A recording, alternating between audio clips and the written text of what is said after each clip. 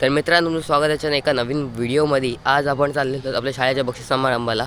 इथं आपली शाळा आणि इथं सगळं ग्राउंड आहे। तिकडे आपल्या त्या इमारतीमध्ये आपला शाळेचा बक्षीस समारंभ आहे। तिथं आपण जाऊन व्हिडिओ काढूया आता।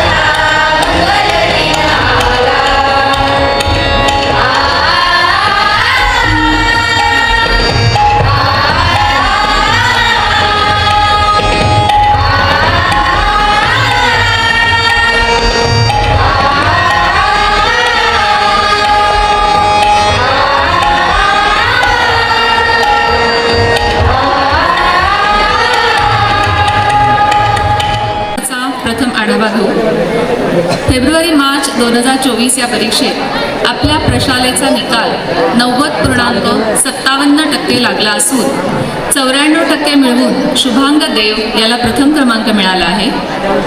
तसेच उच्च माध्यमिक विज्ञान शाखा 99%, कॉमर्स 97% आणि आर्ट्स 80.60% इतका छान निकाल लागलेला आहे। निश्चितपणे हा निकाल चांगला आहे। सरासरी 12वीचा निकाल 92% लागलेला आहे आणि 12वी उत्तीर्ण झालेल्या आपल्या विद्यार्थ्यांपैकी आदित्य दिगंबर मोहिते आणि सार्थ पाटील या 2 विद्यार्थ्यांची निवड IIT खरगपूर इथे झालेली आहे। तसेच कुमार ऋतिक आघाण आणि श्रेयस देशपांडे यांनी नीट परीक्षेत उज्ज्वल यश संपादन करून गव्हर्नमेंट कॉलेजमध्ये कोल्हापूरला MBBS साठी प्रवेश मिळवलेला आहे। त्याचबरोबर आपल्या कॉमर्स शाखेतून प्रथम आलेली विद्यार्थिनी कृपा संतोष कदम हिने CA फाउंडेशनमध्ये डिस्टिंक्शन म्हणजे फर्स्ट रँक मिळवलेली आहे. या सर्व विद्यार्थ्यांचे मी मनापासून अभिनंदन करते. आपल्या कॉलेजसाठी ही अभिमानाची बाब आहे. गेली 2 वर्ष आपल्या सहशालेय उपक्रमांमध्ये आवर्जून उल्लेख करावा असा उपक्रम म्हणजे मुख्यमंत्री माझी शाळा. तर हा जो उपक्रम झाला या अंतर्गत बरेच उपक्रम सादर केले गेले. याची अनेक फलितं प्राप्त झाली. मुख्य मी असं मानते की एक्सपिरियन्शियल लर्निंग नावाचा उपक्रम वेगवेगळ्या IIT क्षेत्रामध्ये राबवला जातो. तर तो इथे या उपक्रमाअंतर्गत सहज साध्य झाला.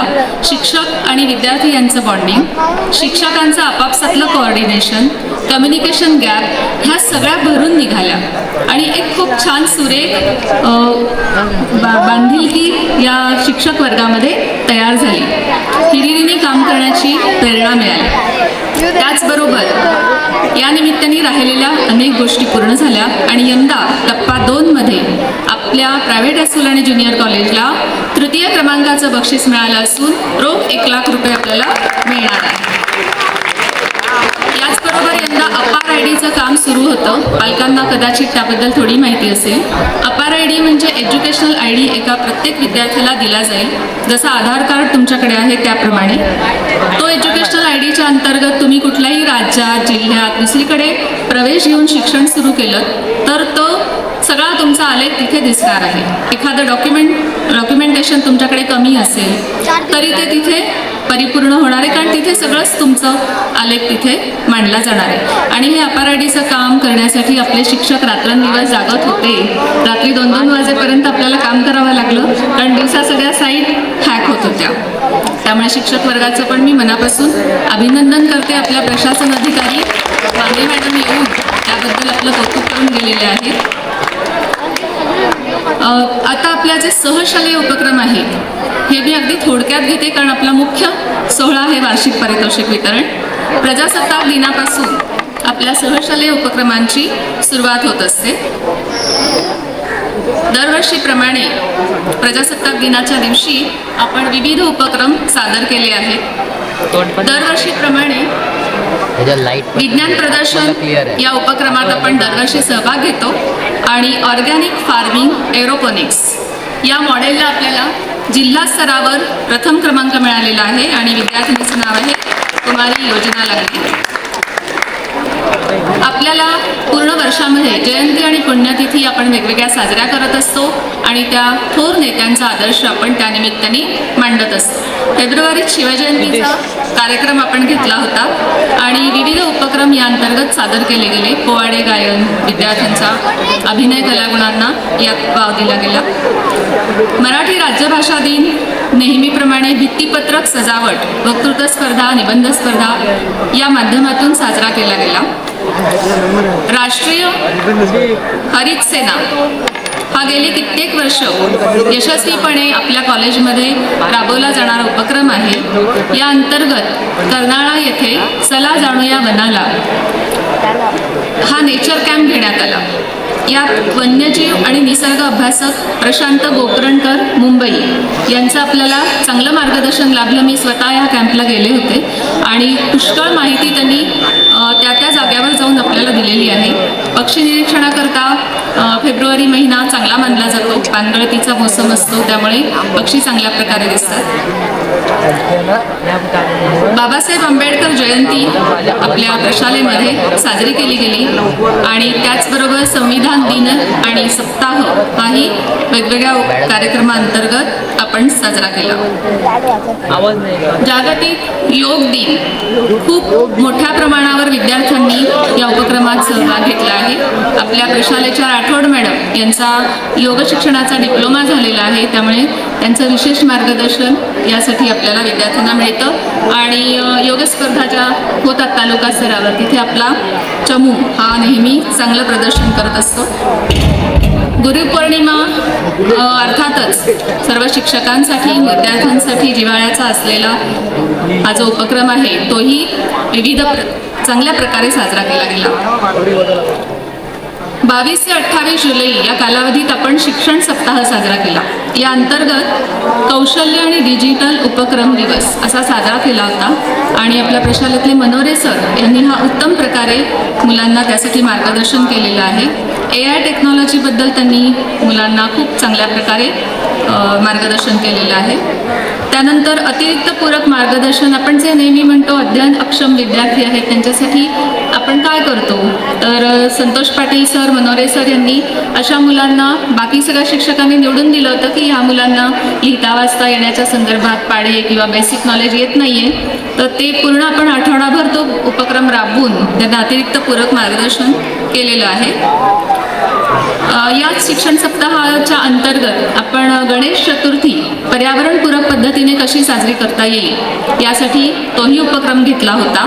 आणि गणपतीची जी मूर्ती आहे ती आपण एखाद्या कंटेनरमध्ये बादलीमधल्या पाण्यात विसर्जित करू शकतो आणि जेणेकरून आपले जलस्रोत प्रदूषित होणार नाही या संदर्भातला एक संस्कार आपण मुलांना दिला. पोषण आहार मार्गदर्शन, शालेय पोषण आहार हा सगळीकडे कळीचा मुद्दा आहे, तर विद्यार्थ्यांचं पोषण चांगल्या प्रकारे व्हावं म्हणून पोषण आहार संदर्भात श्रुती म्हात्रे या डायटिशियन तज्ज्ञ आहेत, त्यांना आपण बोलावून विद्यार्थ्यांना माहिती दिली होती. थोडी संमिश्र भावना होती. आनंद 100% होता, पण कुठेतरी अशी भावना होती की खरंच आपली एवढी योग्यता आहे का.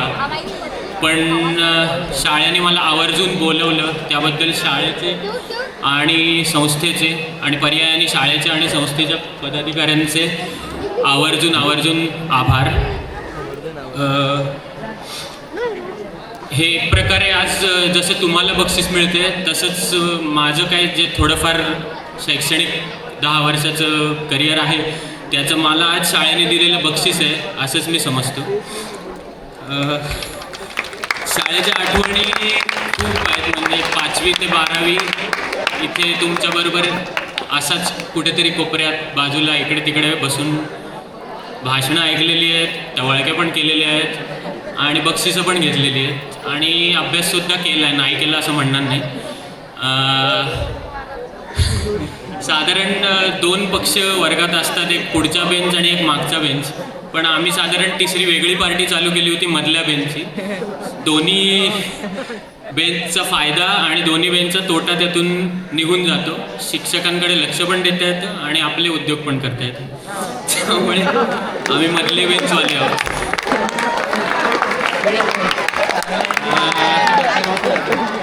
खूप भरून आलंय मला, त्यामुळे थोडं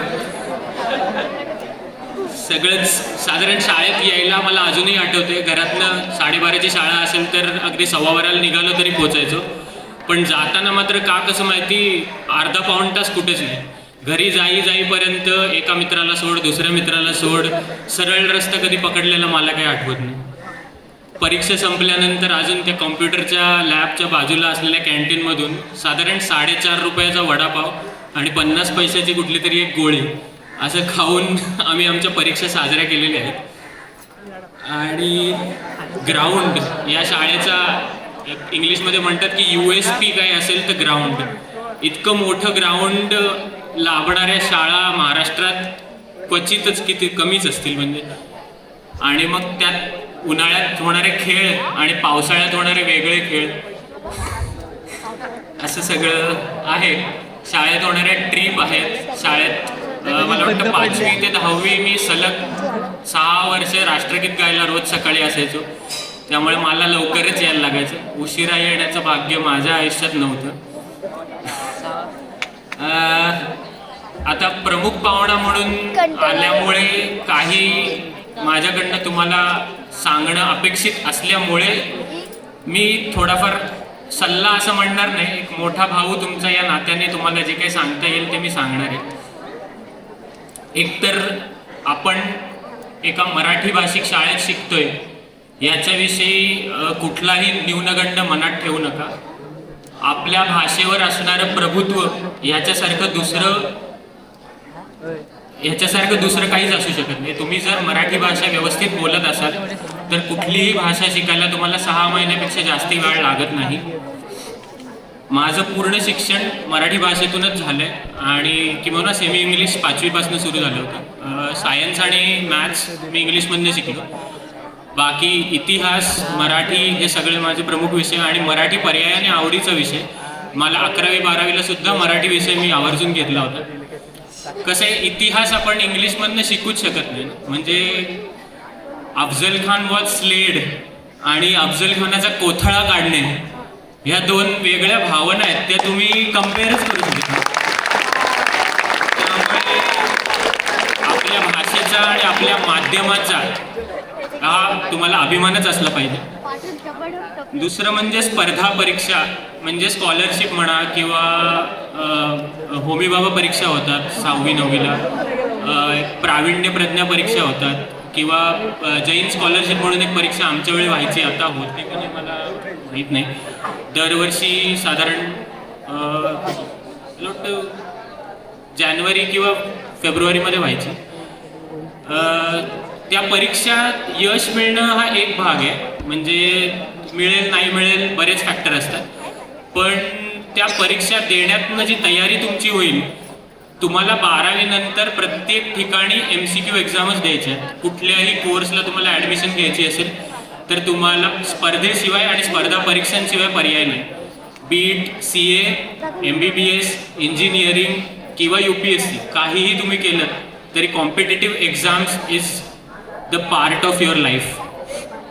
त्यामुळे जेवढ्या एक्झाम्स तुम्ही आत्तापासून द्याल तेवढी तुमची तयारी होईल, तेवढं तुमचं MCQ सॉल्विंगचं ॲक्युमेंट वाढत जाईल आणि नंतर तुम्हाला त्याचा फायदा होईल. ॲज आता डॉक्टर म्हणून काही सांगणार तर 2 गोष्टी. एक, जे सोशल मीडियाचा वापर आज जो साधारण, म्हणजे आमच्या हातात मोबाईल यायला 11वी उजाडली होती.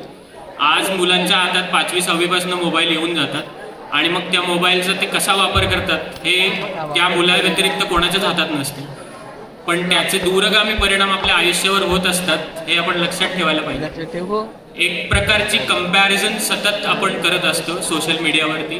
दुसऱ्यांचे फोटो बघून त्यांच्या आयुष्यातला फक्त चांगला दाखवलेला पार्ट बघून आपल्याला असं वाटू लागतं की आपल्या आयुष्यात खरंच काही घडते का नाही. तर हे भान कुठेतरी फक्त वापरू नका असं मी म्हणणार नाही, कारण मी पण वापरतो. पण भान ठेवून वापरा आणि आपल्याला त्याचा वापर करायचा, त्याला आपला वापर करू देऊ नका, एवढंच त्याचं सांगणं आहे. आणि सोशल मीडिया वापरताना आपली फिजिकल लाईफ विसरू नका, आपल्या आजूबाजूला असलेले मित्र विसरू नका आणि फिजिकल एक्सरसाइज विसरू नका. लॉंग टर्ममध्ये ह्याच गोष्टी तुम्हाला साथ देणार आहे. कारण आयुष्यात बदल हे प्रचंड कॉन्स्टंट गोष्ट एकच आहे, बदल.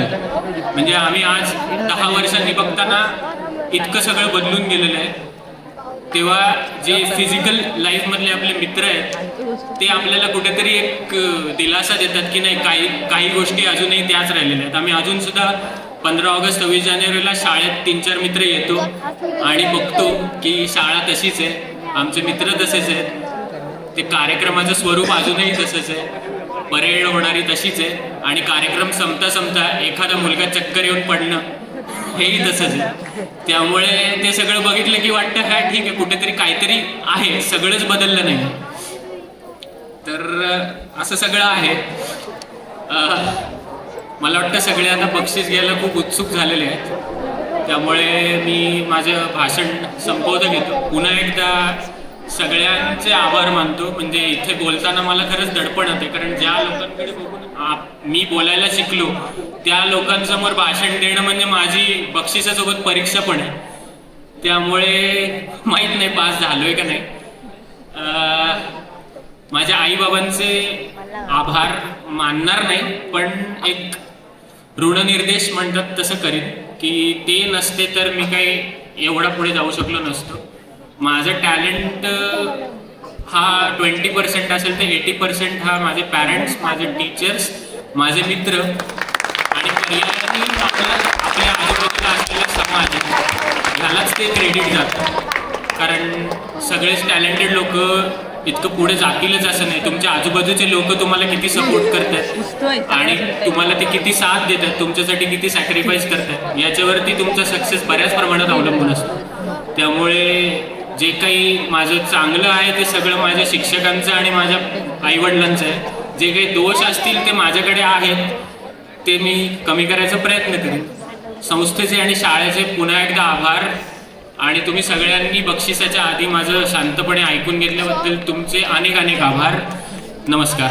शाळेचा व ज्युनियर कॉलेजचा प्रगतीचा आलेख चढत्या क्रमाचा आहे. आमचे विद्यार्थी सर्व क्षेत्रात निपुण आहेत. कार्यक्रमाच्या अहवालात आपण पाहिले आहे मार्च 2024 10वी शालांत परीक्षेत प्रथम क्रमांक शुभांग विनीत देव 94% गुण मिळाले आहेत. 6 विषयात सर्वप्रथम बक्षीस पात्र विद्यार्थी एकूण 299 बक्षिसं त्याला मिळाली आहेत. मी आजचे प्रमुख पाहुणे डॉक्टर सुजन धारप यांना विनंती करेन की त्यांनी बक्षिसाचे वितरण करावे. शुभांग विनीत देव इयत्ता 10वीत सर्वप्रथम, सर्व विषयात सर्वप्रथम, त्याला इयत्ता 10वीत 94 गुण मिळाले आहेत. माधवराव विश्वनाथ तथा बापूराव कोलटकर अशी एकूण 33 बक्षिसं त्याला मिळालेली आहेत. त्याचं जोरदार टाळ्यांनी स्वागत करायचं आहे.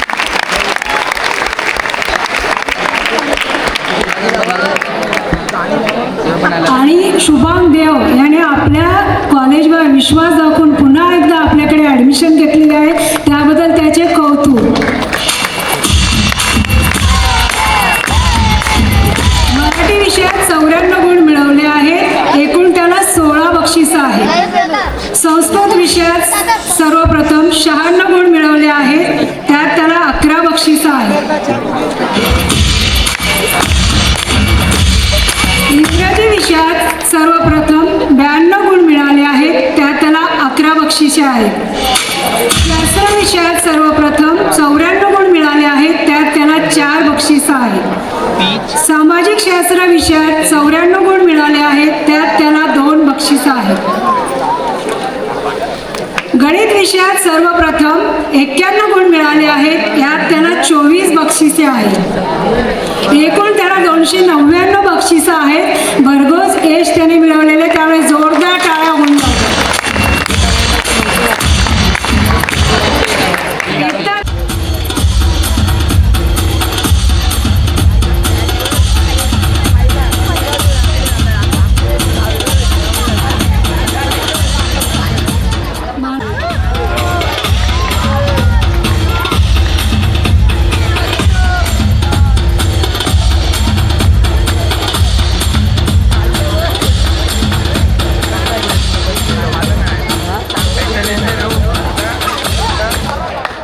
प्राचार्य मॅडमांना विनंती करते. पुढील बक्षीस पोरे सरांना विनंती करते.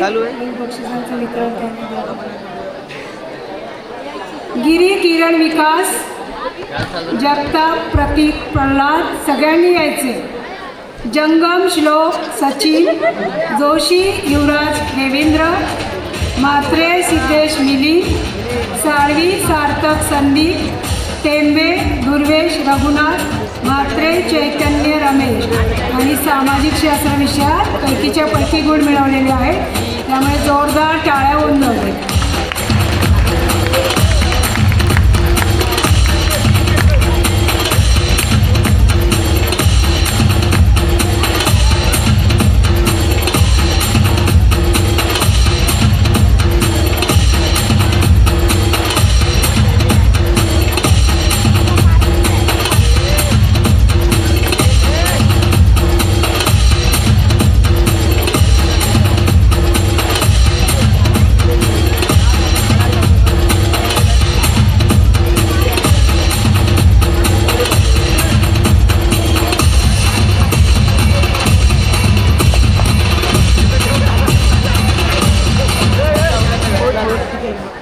मी माननीय श्रीमान